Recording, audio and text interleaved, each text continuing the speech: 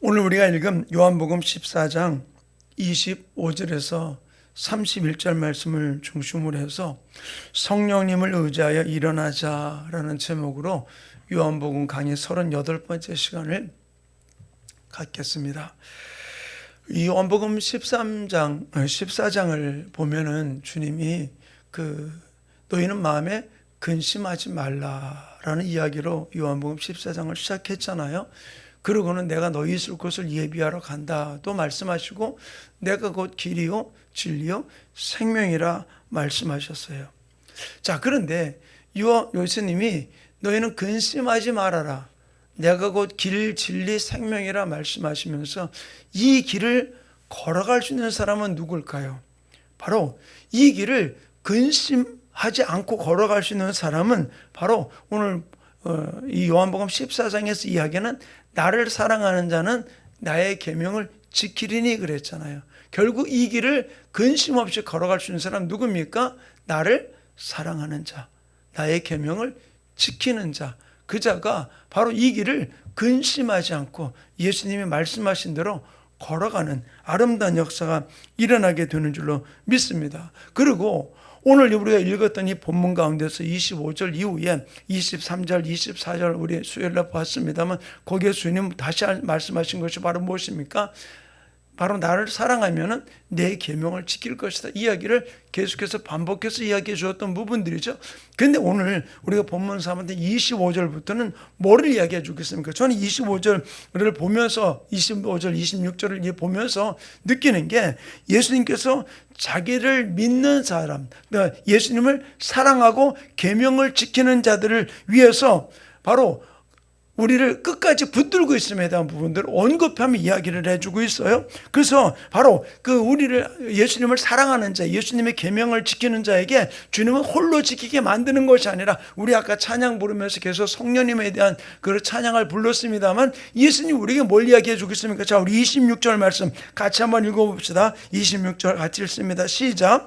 보혜사 곧 아버지께서 내 이름으로 보내실 성령, 그가 너희에게 모든 것을 가르치고 내가 너희에게 말한 모든 것을 생각나게 하리라.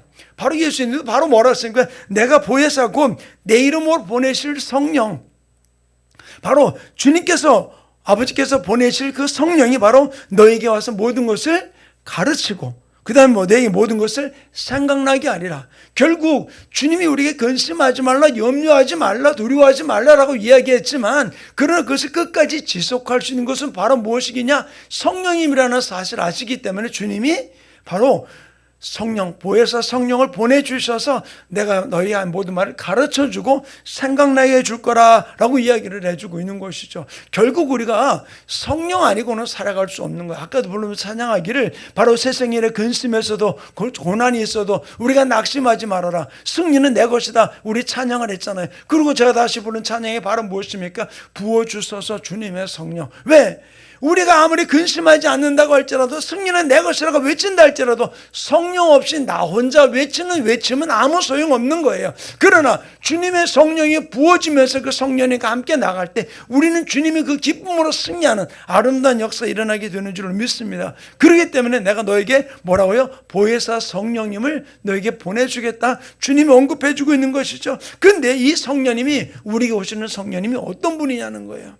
어떤 분이냐? 그것을 고린도전서 2장 10절에 이렇게 기록을 해놓고 있어요. 오직 하나님이 성령으로 이것을 우리에게 보이셨으니 성령은 모든 것 곧 하나님의 깊은 것까지라도 통달하시느니라. 뭐라고요? 성령님은 하나님의 깊은 것까지도 통달하시는데 왜? 성령님은 하나님과 한 분이니까 하나님이 모든 걸 다 아시고 우리에게 다 부어주시는 거예요.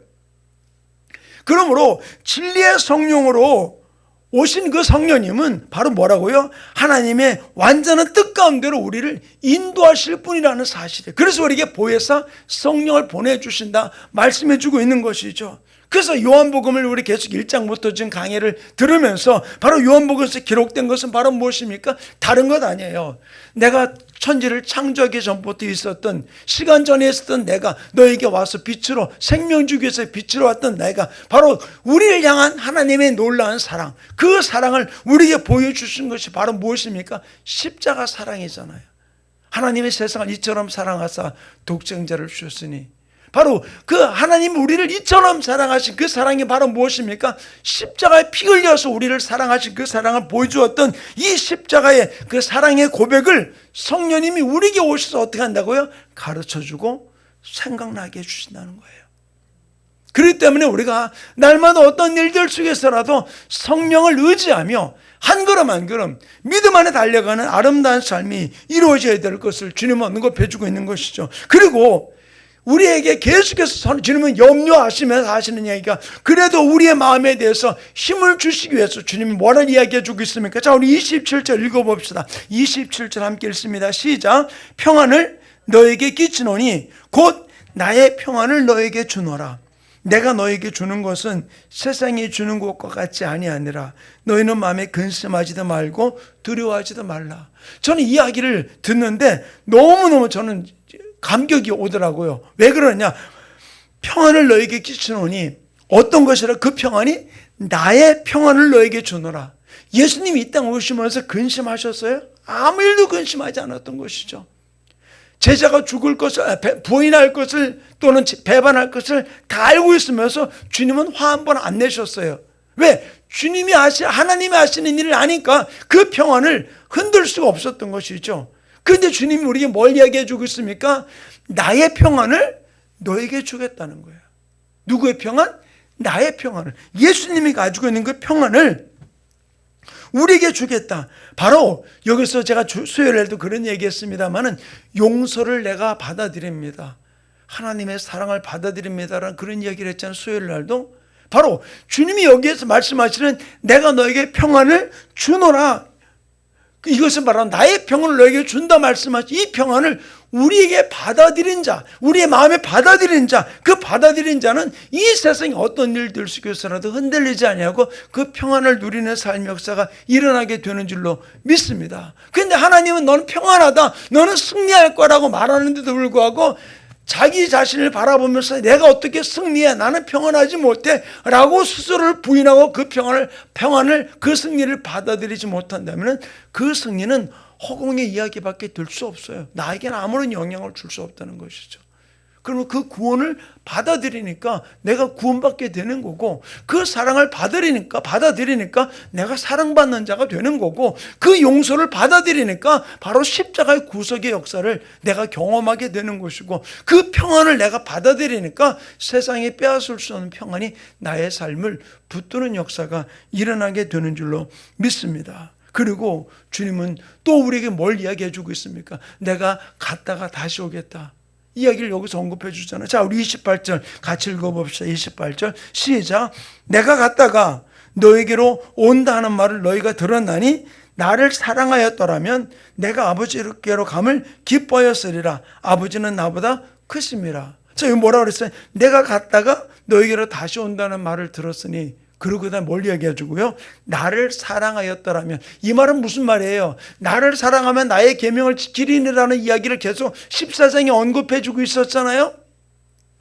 여기서 바로 내가 갔다가 다시 온다는 말을 너희가 들었으니 나를 사랑하였더라면, 이 말은 무슨 말이에요? 바로 나의 계명을 지키면은 바로 내가 아버지께로 가는 것을 기뻐하였으리라. 우리를 영원히 떠나가는 예수님이 아니고 그분이 바로 하나님의 놀라운 일들을, 구원 계획을 완성하시고 내가 있을 처소를 예비하러 가는 그 일 앞에 예수님을 어떻게 합니까? 기쁨으로 보내는 역사가 일어난다는 것이죠. 바로 이것을 주님이 우리에게 언급해 주고 있는 거예요. 나를 사랑한다는 말, 이 말은 바로 나의 계명을 지킨다는 이야기고, 바로 이게 좀 안 맞아 보이는 이야기 같아 보이지만 우리가 왜 기뻐하느냐? 다른 것 아니에요. 예수님이 십자가를 지시는 그 고난과 죽음을 우리가 기뻐해야 될 이유는 바로 무엇이냐? 내가 할 수 없는 놀라운 구원 사역을 주님이 십자가에 피 흘려 죽으심을 통해서 내가 누리게 되었기 때문에 바로 우리는 인정에 매이지 아니하고 이것을 기쁨으로 받아들이는 역사가 일어나게 됨을 여기서 이야기를 해주고 있는 것이죠. 그래서 내가 아버지께로 감을 너희가 기뻐하였으리라. 그러나 이해하지 못하면 어떻게 합니까? 베드로같이 절대로 그런 일이 주님 앞에 일어날 수 없습니다 라고 반대할 수밖에 없었던 것이죠. 바로 사랑하는 우리 충만교회 성도님, 우리가 기뻐할 이유는 주님의 그 십자가를, 주님의 고난을 기뻐할 이유는 바로 무엇입니까? 바로 그 주님이 십자가를 지심으로 나에게 길과 진리와 생명이 되셨기 때문이에요. 그럴 때 우리는 기뻐하는 거거든요. 그러면서도 주님은 계속해서 오늘 이 짧은 본문 속에서 계속해서 우리에게 다시 언급하면서 이야기해 주는 게 바로 무엇입니까? 자, 우리 29절 같이 읽어봅시다. 29절. 자, 읽습니다. 시작. 이제 일이 일어나기 전에 너에게 말하는 것은 일이 일어날 때에 너희로 믿게 하려 함이라. 참 저는 이야기를 들을 때마다 이 일이 이루어지기 전에 먼저 이야기하신 이유가 뭐라고요? 일이 일어날 때에 그때 예수님이 했던 그 이야기야. 그렇기 때문에 너희가 불안해하지 말고 나아가게 하기 위해서 내가 이런 이야기를 해주고 있다라는 이야기거든요. 바로 이거는 어떤 면에서 볼 때 이 14장 속에서는 예수님이 제자들에게 근심하지 말라, 마음에 근심하지 말라라고 이야기를 하면서 계속 2중, 3중, 4중으로 우리가 염려하지 않고 주님을 바라보고 나가는 삶이 이루어지도록 계속해서 주님이 우리에게 반복적으로 계속해서 근심하지 말라라고 이야기를 해주고 있는 거예요. 사랑하는 충만교회 성도님, 우리가 환난을 당할 때 주님 뭐라고 그랬습니까? 너희가 환난을 당할 거다라고 얘기했어요. 우리가 핍박을 당할 때 주님 뭐라고 그랬습니까? 너희가 내 이름 때문에 핍박을 당할 것이라고 이야기했잖아요. 그럼 바로 무엇입니까? 내가 환난을 당하고 내가 핍박을 당할 때 뭘요? 예수님이 말씀하셨으니까 그 이후에 이루어질 일에 대해서 우리는 소망을 가지고 달려가는 역사가 일어나게 되는 줄로 믿습니다. 바로 예수님은 이 모든 일들, 그 일이 일어나기 전에 우리에게 말한 이유는 우리를 두려워하지 않게 하기 위한 것이었잖아요. 그렇다면 우리가 할 일은 바로 무엇입니까? 당당하게 일어나는 거예요. 뭐를 향해서? 고난을 향해서도, 어려움을 향해서도, 앞에 길이 불투명해 보이는 상황을 향해서도 우리는 어떻게 됩니까? 주저하지 않고 그 믿음을 가지고 달려가는 것이죠. 그래서 주님이 우리에게 마지막으로 하신 말씀이 바로 무엇입니까? 자, 우리 31절 읽어봅시다. 31절 시작. 오직 내가 아버지를 사랑하는 것과 아버지께서 명하신 대로 행하는 것을 세상에 알게 하려 함이로라. 일어나라, 여기를 떠나자. 자, 갑자기 예수님이 일어나 여기를 떠나자라고 이야기를 해요. 그래서 많은 신학자들이 이 부분들을 놓고 많은 이야기를 해요. 마가다라 방에서 세족식을 하고 주의 만찬을 하고 또 가룟 유다의 베방과 베드로의 부인을 말씀하시고는 떠났다가 다시 오셨다라고 이야기하는 신학자들도 있고, 어떤 신학자는 이 구절 때문에 떠났다는 이야기도 있고, 어떤 분들은 그거는 그런 이야기가 아니라 계속해서 16장, 15장, 16장 계속 17장까지 이루어지는 다락방 강화를 계속해서 예수님이 이어갔던 부분들로 행동적인 부분들이 아니라 우리로 하여금 이제 뭐라고요? 일어나자, 여기를 떠나자라고 하는 이 의미에 대해서 바로 그것이 바로 우리 마음을 다시 잡고 주님의 복음 앞에 달려가는 부분들을 언급하며 이야기를 해주고 있어서 바로 이 일어나자라는 단어가 헬라어로는 에게이로라는 단어예요. 이 단어가 현재 시제 명령으로 나타나는데 이 단어의 의미가 바로 무엇이냐면 여행이나 전투를 수행하기 위해서 일어나라라는 그런 뜻이거든요. 자,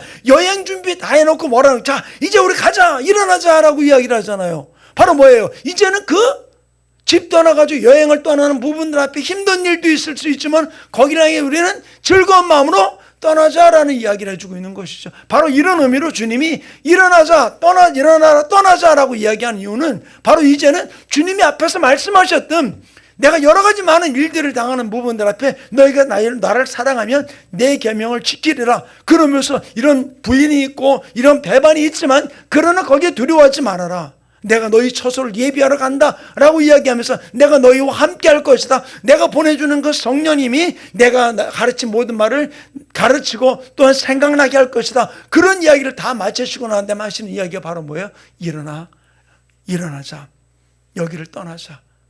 이 말은 우리에게 해주고 있는 것이죠. 내가 갈 길과, 이게 말하면 예수님이 가는 길과 우리들이 어떤 마음으로 그 예수님이 가는 길을 받아들이냐는 거예요. 이 상황 속에서 우리에게 주님이 가르쳐 주는 것은 이제는 내 앞에 어떤 일이 일어나더라도 그것 앞에 두려워하지 말고 그것을 맞이하기 위해서 일어나자는 얘기예요. 일어나 나가자. 사랑하는 우리 충만교회 성도님, 마가복음 14장 속에서는 다락방 강화해서 세족식을 하고 주의 만찬을 하고 많은 교훈을 제자들에게 주시며 바로 이 14장을 마치면서 마지막으로 하는 이야기가 바로 무엇입니까? 일어나자. 곧 그 모든 일 앞에 우리는 준비하자라는 말씀이에요. 우리 이제 하나님의 말씀 받은 자로서 이제 우리가 할 일은 바로 무엇입니까? 우리 앞에 불투명해 보이더라도 그 앞에 흔들리지 말고 우리는 복음을 붙들고 예수를 붙들고 성령님과 함께 일어나 우리가 주님을 의지하며 달려가는 삶의 역사가 이루어지기를 간절히 축원합니다. 나 혼자는 갈 수 없을지 모르지만 주님이 분명히 말씀했잖아요. 보혜사 성령을 보내주시겠다. 그 성령님을 의지하면서 우리 일어나는 우리 충만교회 성도들 되기를 간절히 축원합니다. 앞에 두려움과 염려와 걱정에서 우리가 일어나서 오실 주님을 맞이하기 위해서 오늘도 우리에게 주어진 우리 앞길에 주어진 모든 시간들을 우리가 기쁨으로 맞이하며 한 걸음 한 걸음 달려가는 아름다운 축복의 주인공 되기를 간절히 축원합니다. 그런 주인공으로 달려가게 하나님 나를 붙들어 달라고 우리 주여 3차원 어떻게 동성으로 기도합니다. 주여! 주여! 주여! 할렐루야. 아버지 하나님 온전히 붙들어 주시고 축복해 주시고 역사해 주셔서 하나님 영광 가운데 달려